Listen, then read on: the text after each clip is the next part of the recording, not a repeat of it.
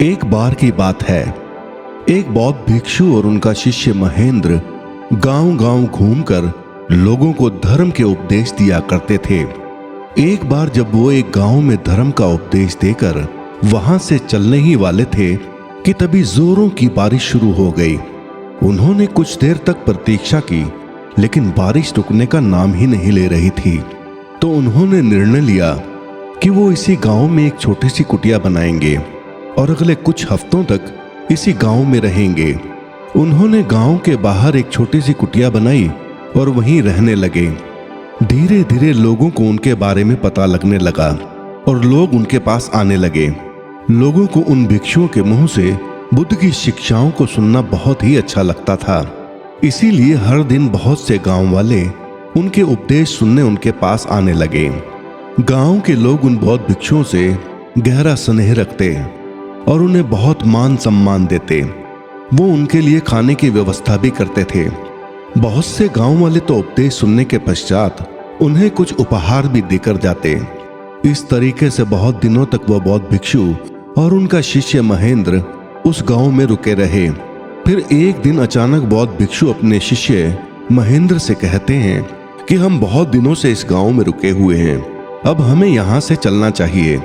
ये सुनकर शिष्य कहता है, लेकिन क्यों गुरुदेव, हम यहाँ कितने अच्छे से तो रह रहे हैं, यहाँ के लोग कितने अच्छे हैं, ये हमें इतना मान सम्मान और उपहार भी तो देते हैं, क्यों ना हम यहाँ कुछ दिन और रुक लें और इसके पश्चात हम यहाँ से चले जाएंगे और तब तक हमारे पास बहुत सी दान दक्षिणा और उपहार भी तो इकट्ठे हो जाएंगे। शिष्य के मुंह से ऐसी बातें सुनने के बाद गुरु ने कहा, नहीं, अब हम यहाँ और नहीं रुक सकते।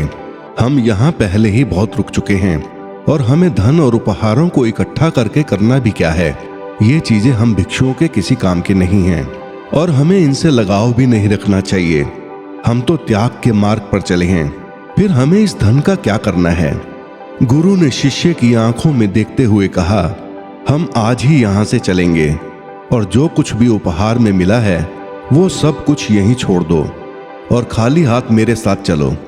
शिष्य तो वो सारे उपहार अपने साथ ले जाना चाहता था, लेकिन वो गुरु की आज्ञा का उल्लंघन भी नहीं कर सकता था। इसीलिए वो जाते जाते कुछ चांदी के सिक्के बिना गुरु को बताए अपने कपड़ों की पोटली में छिपा लेता है। जैसे ही वो कुछ दूर चले, उन्हें रास्ते में एक बहुत बड़ी नदी मिली। वो जिस गांव में धर्म का उपदेश देने के लिए जाना चाहते थे, वहां तक पहुंचने के लिए उन्हें इस नदी को पार करना ही था। जब वो नदी के किनारे पर पहुंचे तो वहां पर एक नाव चालक बैठा हुआ था। उसने दोनों भिक्षुओं को देखते ही प्रणाम किया और कहा, हे महात्मन, मैं आपको ये नदी पार करा सकता हूँ। वैसे तो मैं लोगों से नदी पार कराने के 2 चांदी के सिक्के लेता हूँ, पर क्योंकि आप लोग भिक्षु हैं, इसीलिए मैं आपको केवल 1 चांदी के सिक्के के बदले ही नदी पार करा दूंगा। अब क्योंकि भिक्षु और उनके शिष्य महेंद्र के पास चांदी के सिक्के नहीं थे, इसलिए वो उस नाव चालक से बिना कुछ बोले चुपचाप नदी के किनारे आकर बैठ गए। हालांकि शिष्य महेंद्र ने चांदी के बहुत से सिक्के अपनी पोटली में छिपा रखे थे, लेकिन वो उन्हें निकाल नहीं सकता था, क्योंकि उसे डर था कि गुरुजी उस पर गुस्सा होंगे। इसीलिए वो भी गुरु के साथ चुपचाप ये सोचकर बैठा रहा कि देखते हैं बिना सिक्कों के गुरुजी नदी कैसे पार करते हैं। लेकिन गुरु ये सोचकर किनारे पर बैठे रहे कि हो सकता है कुछ देर के बाद ये नाव चालक खुद ही बिना सिक्कों के उन्हें नदी पार करा दे, या फिर जिस गांव से वो अभी आए हैं वहां का कोई इंसान यहां से गुजरे और उनके हिस्से का किराया भी नाव चालक को दे दे। लेकिन ना तो नाव चालक ने कुछ कहा और ना ही गांव का कोई व्यक्ति वहां से गुजरा। बैठे बैठे शाम हो गई, लेकिन डर के मारे ना तो शिष्य ने सिक्के निकाले और ना ही नाव चालक बिना सिक्कों के उन्हें नदी पार कराने के लिए तैयार था। अंधेरा होने लगा, लेकिन वो अभी भी बैठे हुए थे। ये देखकर नाव चालक ने उन्हें डराने की कोशिश की। उसने कहा, महात्मन, रात होने को है और रात में आप लोगों का यहाँ ठहरना खतरनाक हो सकता है, क्योंकि बहुत से खूंखार जंगली जानवर रात में इस नदी में पानी पीने आते हैं और आपके साथ कुछ भी हो सकता है। इसीलिए या तो आप जहां से आए हैं वहीं लौट जाएं, या फिर मुझे सिक्के देकर ये नदी पार करें और अपने गंतव्य तक पहुंचें। और वैसे भी कुछ देर के बाद मैं भी यहाँ से जाने ही वाला हूँ। जैसे ही शिष्य महेंद्र ने उस नाव चालक के मुंह से खतरे की बात सुनी, वो बहुत डर गया। उसने तुरंत ही अपनी पोटली में से 2 चांदी के सिक्के निकाले और नाव चालक को देते हुए कहा, कृपया हमें जल्दी से नदी पार करा दो। नाव चालक ने सिक्के लेकर उन्हें नदी पार करा दी।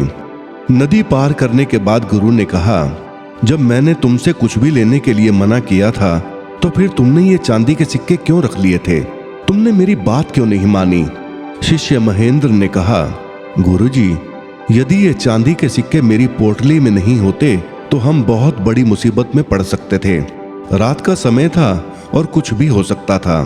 इन सिक्कों ने ही हमें सुरक्षा दी है और आप धन्यवाद करने के बजाय मुझे डांट रहे हैं। ये सुनकर गुरु ने मुस्कुराते हुए कहा, महेंद्र, जब तक ये सिक्के तुम्हारी पोटली में बंद थे तब तक हम मुसीबत में थे, लेकिन जैसे ही तुमने इन्हें बाहर निकाला मुसीबत खत्म हो गई। और मैं तुम्हें यही समझाने का प्रयास कर रहा था कि असली खुशी देने में है, त्याग में है। तुमने 2 सिक्कों का त्याग किया और परिणाम तुम्हारे सामने है। ये सुनते ही शिष्य को आभास हुआ। उसने बचे हुए चांदी के सिक्के गरीबों में बांट दिए और वो दोनों आगे बढ़ गए। दोस्तों, हमें भी सांसारिक वस्तुओं से अधिक लगाव नहीं रखना चाहिए और अपनी आंतरिक खुशी पर ध्यान देना चाहिए। ज्यादा सांसारिक चीजों को पाने के चक्कर में हम अपना ही नुकसान कर बैठते हैं। हम अपने मन की खुशी को खो देते हैं। हम अपने दिमाग का संतुलन खो देते हैं। केवल उतना ही इकट्ठा करना चाहिए जितना एक सुखी जीवन जीने के लिए जरूरी है, ना कि लोगों की नजरों में अमीर दिखने के लिए। दोस्तों, आपको ये कहानी कैसी लगी? कृपया कमेंट करके जरूर बताइए। यदि कहानी अच्छी लगी हो तो चैनल को लाइक और सब्सक्राइब अवश्य कर दें। धन्यवाद।